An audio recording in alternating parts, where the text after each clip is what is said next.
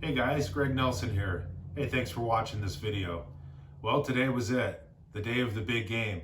It's over now, right? Well, I guess one more game, but I don't know too many people who tune in. Anyway, hey, so what an amazing game. Did your team win? Gosh, it was a really close race.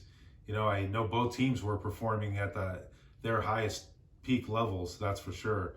And both teams, guess what? They all had one thing in common. They both had goals to make it to today. Those goals, it all started with a thought. It all started with a desire, and it was thought of well before the preseason. To make it and achieve this kind of level, to make it to a game like today, the hard work that had been put into it from the whole organization, right? Not just from the coaching and the players, but from the administration, from recruiting, everywhere. The whole entire organization had to all be rowing the oars in the same direction at the same time to win the game. And the team that won, guess what? They just wanted it just a little bit more. They didn't have to want it much more, just a little bit more than the next guy. But that's true with life. And it all starts with goals. Goals are so important. I know I've talked about this in the last video, but you got to have a goal. You got to have a star that you're shooting at. And if you don't have a target that you're shooting at, like the old saying says, aim if you aim for nothing, you'll surely hit it. No matter what it is you want in life, whether it's a short-term goal, something small, something immediate, something soon, or a midterm goal. Hey, I want this in a couple years. In 5 years, I want to be in this place in my life. I want to achieve this level. I want to move up in the ladder, and I want to be here. If it's a long-term goal, you're thinking retirement. Maybe you're thinking not retirement. Maybe it's a long-term goal, but you never want to retire. Maybe you own your own business. You love what you do, and you want to do it to the day you die. But you want to be at a certain financial level, and you want your business to be a certain size by said time, whatever it is. It all starts with a goal, right? And so what is your goal? Do you have one goal, or do you have many? I think you should have many goals. I think you should have not only many short-term goals, I think you should have many midterm goals, and I think you should have many long-term goals, okay? And then is your goal, is it a wish? Your goal or goals, is it a wish, or is it a burning desire? I'll tell you what, it's got to be a burning desire. It's got to be something that you want so badly in your life that it stops becoming a wish, right? And so wish is a burning desire is an intensified wish, plain and simple, right? And so if it's just a wish, it's like taking that coin and throwing it in the fountain. You're going to make a wish, then you throw it in the fountain, or you blow the birthday candles out, okay? Do those wishes ever come true? Most of the time they don't, because we think about them once, we think of something that would be nice to have. Ooh, I'm going to win the lotto, and then we never think of it again, okay? So it's got to be a burning desire, okay? Next one, have you committed your goals to writing? Have you committed your goals to writing? That is the next step. Okay, to really achieve your goals and really hit targets, you got to commit those goals to writing. Okay, and so a lot of people say, oh, I got the goals in my head. I got it stored right here in my head, and that's great. That's more than what most people do. Okay, but the few percent, and I'm talking single digits of people who really make things happen in the world, have goals. They commit them to writing, and they act. And those goals are a burning desire, and they take action as if it's a burning desire. They need to get it done now, okay? And I'm talking, I think it's like 3 or 7%, something really, really small, of those people that have these type of goals and make things happen, okay? So commit your goals to writing, okay? And as I said in a previous video, you want to write your goals not as if it was something you want to do in the future. Write your goals as if they have already happened, okay? I am, I have, I own, I did, I am, right? Those are the type of goals you want to have, okay?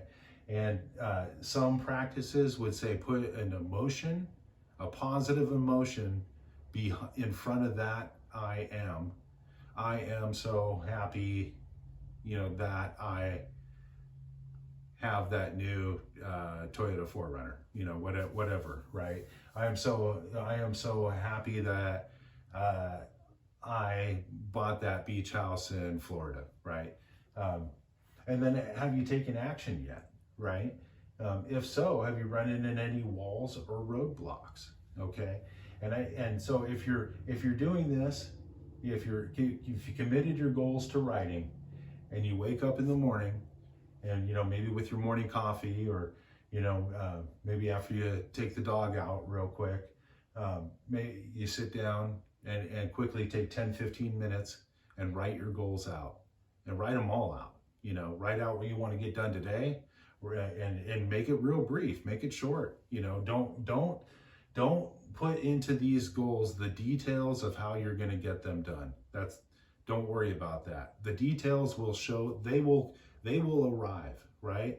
It's like driving at night with your headlights on. You can only see so far in front of you, okay? But the further you go, the further you see, because the headlight, as you keep moving, right? The details, they'll present themselves, and you'll figure out, what roadblocks or walls you need to go around, go through, go under, however you get through it, make it through to the next set of walls or roadblocks until you achieve that goal, right? So commit your goals to writing as if they've already been done, okay? And do it twice a day, okay? Make something like this. You read a book, right? A lot of people read or watch TV right before they go to sleep. They got a TV in their room, or they got a book on their nightstand, and they pick that up and they read it or they watch it, and then they fall asleep, okay? Why don't you read your book a little bit, maybe watch a little bit of TV, and then turn it off 15 minutes before you go to bed, and have your legal pad on your nightstand also, along with your book and your remote control, and write your goals down, okay? Make that the last thing that you physically do and see, and the repetition of your thought, you seeing it, you seeing your hand writing it, okay? And the physical movement of your hand writing it and putting it on paper, you're incorporating. The more senses you can incorporate into this, the more this is going to work, okay? And so with this, there's a thought process that says the reason why you want to do this, 15 minutes, 10 minutes before you go to sleep or before you wake up, is because it's easier to sink into your subconscious, okay?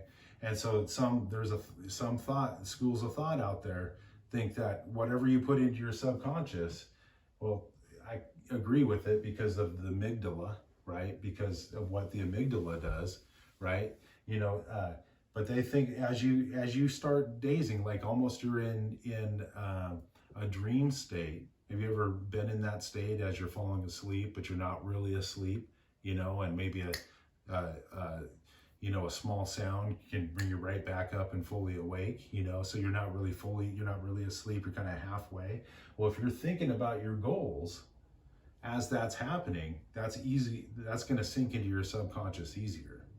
And the reason why you do it right when you wake up in the morning, because that filter over your subconscious, if you will, if you think of it that way, that filter, like there's a filter that is waking up and it's going over your subconscious. If you think of it that way, then it is also going to get into your subconscious in the morning, right? And then you start your day and you go throughout your day and just carry on, and your things will self-align. And what we don't, a lot of people don't understand is your brain will rewire itself throughout its life based off of addictions, based off of pleasure, based off of pain, based off of a myriad of things, okay? And so you want, if your brain's going to rewire yourself, you want it to rewire it in a way that works and helps you out and puts things into place to make your life easier and get what you want out of life, okay? Next one, have you taken action yet? If so, Have you run into any walls or roadblocks? Okay. Why do we run into the walls and the roadblocks? And I've addressed this in the past, but the reason why we run into walls and roadblocks is because of our past conditioning and things that have happened to us earlier in life. Okay. Our past conditioning, our upbringing, everything since we were born, and I've said this before, but some say even before we were actually born into this world, do we start experiencing and feeling and listening and getting our senses and really trying to get a grasp of what this world is. Okay, so when you're born, right? When you were born, right? You hit the air. You start crying. Everybody, you're here. They welcome you into the world. You start figuring things out. Okay. And so you run through, you figure out, this is my hand, right? This is my foot. That's my mama. That's my papa, my dad, right? That's my older brother, auntie, uncle, right? And then you get into school, right? That's my teacher. These are my classmates, and so on, right? Maybe you get to be a teenager. You get a job mowing lawns, right? And so your brain, you're fully developed. Well, we don't fully ever develop, right? I mean, once we finish here, we go on somewhere else, is, the grand scheme of it all, right? So anyway, so you're born, right? And you're moving along, and things happen to you, positive or negative, along the way, right? And a lot of times, what these negative things that happen to us at certain periods and points of our life really sink in. Really, they anchor into us, and they make it hard for us to want to do that thing again, right? Have you ever ate a food that you absolutely loved, and then you had a really bad experience over that meal somewhere along your life? And how often since then do you eat that same food? Chances are you probably have no desire to eat that food again, or that type of meal, right? But then maybe you're with somebody, a new experience, and they say they have the best enchilada, whatever, plate of sloppy joes, whatever, ever, and you got to try it. But this is somebody you really like, and somebody you want to get to know more, and you want that more than you care about the plate of food. So you try it again. You try that food again, and then all of a sudden you're like, wow, I haven't had this food in so many years, but this tasted really good. And then maybe you tell somebody else, and you take somebody else to that restaurant, and you both try it again. And you're like, wow, this is really good. And then you do it again, right? And then all of a sudden, all of a sudden, you're back eating that food again on a regular basis. So now you're not just going to that one restaurant. Now you're comparing that plate of food to other restaurants that serve that other type of meal, right? And that's the same with everything here that has to do with our goals, okay? And it's all due to our amygdala. And so with that in our amygdala is our old crocodile portion of our brain. It lies in the center of our brain, and what it is a complex structure of cells nestled into the middle of the brain, adjacent to the hippocampus, which is associated with memory functions. All right. And so if you that comes from the website simplypsychology.org. Okay.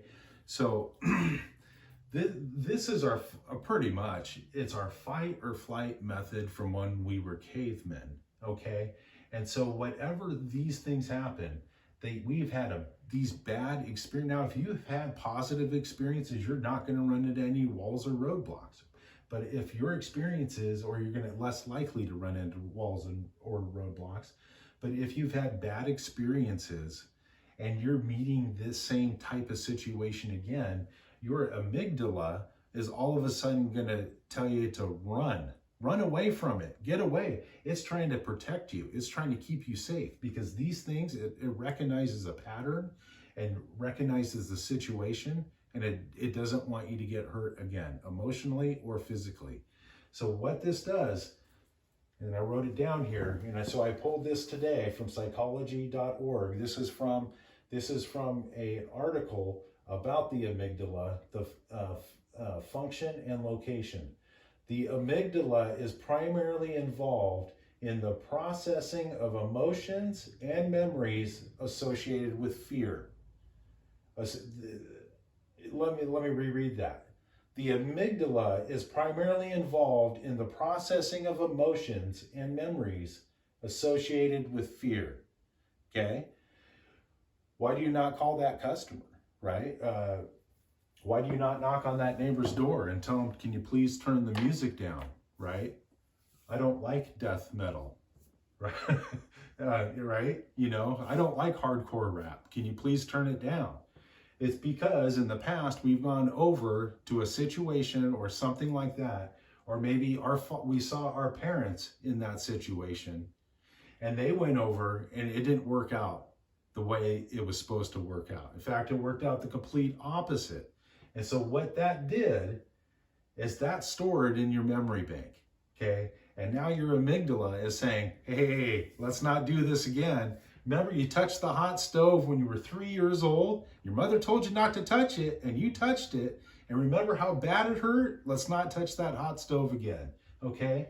So when you're setting your goals and you're starting to take actions and you run into walls or roadblocks, know what it is. Because if you don't know what it is and what's stopping you from getting it, then you'll never move forward. The fear will stop you. The fear stops us. Remember, they laughed at us in the past. We don't want them to laugh at us again. They bullied me in this situation. The customer said no when I asked them in this. Boy, I had a customer who he looked the same way. They were both carrying notebooks, taking notes when I helped them, and they asked a lot of technical questions. And I remember I went to go ask him for the sale, and he bombarded me with 20 more questions about the workings of the whatever. Oh, I don't want to do that again. So this next customer who looks like this, and this is that same situation, I'm not going to this next client, I'm not going to ask them to buy and be a customer of mine in my companies, right? That's because of the fear. It's happened to us in the past. So what we have to do, and I'm not even kidding you, okay? When you made your wish or your goal, when you set these, you saw it in the picture of your mind, okay? You set that, you know exactly what it is. If it's a car, an automobile, if it's a truck, if it's a boat, if it's a plane, if it's a house, you already see exactly what you want in the picture of your mind. You see that, right? And then so when it gets down to here and you see that fear comes in, what you want to do is you physically want to block it out. If you have to mentally black it out, or maybe you take a wall, like in Star Wars when the walls were coming in, maybe you take that wall and you move it out. Physically move that out. Get it out of your head as quickly as possible. And then replace that with the thought of what you want. And do that over and over and over again. And write your goals down over and over and over again. You have to have laser beam focus to change the amygdala. Laser beam focus. And I'm talking like, have you ever been driving down a country road and it's nothing but farmland and you're seeing a straight row from one end all the way 40 acres to the other end, and you're like, man, how did they get that line so straight? It's like perfect. They had laser beam focus. They set that tractor to a certain point and it did not deviate from that point. And that's exactly what you have to do with your goals. So when you come across any of these roadblocks, okay, or the self-doubt or whatever, or the fear or whatever it is that's coming into your head, block it out. Get rid of it as quickly as possible and replace it with one or many of your goals that you want to have happen. And then move forward and take action again at that point. If you can, if you're in a situation where you can, take action again at that point. Or what, and if you can't, maybe find a place to write your goals down again at that point. But get that bad stuff out of your head and replace it with your goals again and move forward, okay? This stops most salespeople from hitting high achieving numbers, the amygdala, and the fear of rejection, okay? Salespeople, we swim through a sea of no's to run into a yes, right? And we hear more no's than we hear yeses. And it weighs on you after a while. It does, I know it. I've been in sales my whole life. It weighs on you after a while, but you got to ignore it. After a while, you've heard all the objections, and if you've been doing this for some period of time, if you've been in sales for, I would say it would take you a full year to get the grasp of your field. If you're selling in your industry and you're new to your industry, it's probably going to take you a whole year to get the grasp of it, unless if it's a very, very simple product and there's this very, very small line. In that matter, your extent of your product knowledge may take you a very short, minimal time. So come up with these objections, right? By now you've heard them all. Find a way to overcome them, and find a way to get around that wall or that roadblock and get back on track.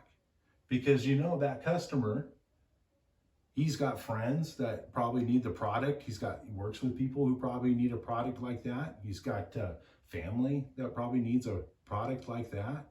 And who better to serve him than the guy who's willing to get the job done and meet his need? Most of us, we don't even ask for the sale.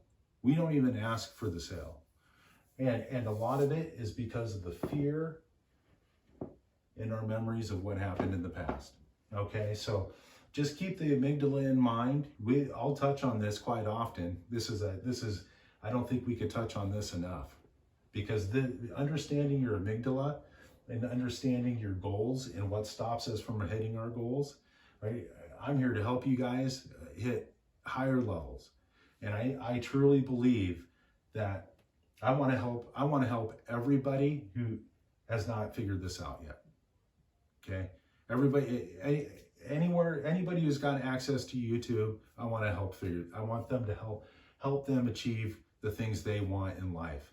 Because if we all raise as a society, as a world, the world will be a better place than it is now. We'll figure out solutions to our world problems, and we'll do it in a shorter period of time, and the results will be better than the alternative, than if we don't, right? If we don't have a goal to make the world a better place, it'll never be a better place. We got to have a goal. We got to all turn it up a notch. Pump up the volume, baby. Laser beam focus, okay? And keep in mind, when this fear hits you and you're starting to back down, I'm not going to ask for the sale. I'm not going to ask for the money. I'm not going to ask for whatever, okay? When that hits you, block it out and replace it with what you want. Replace that thought with that vision, with what you want, and have laser beam focus. Hey, I really want to say thank you for taking the time to watch this video on goals. I really do appreciate it, and I hope you found it useful and beneficial for you and your family. Or hopefully you know somebody who would find it useful. If you did, or if you do, please hit the like button, subscribe to the channel, and turn on notifications so you don't miss the next one. Thanks.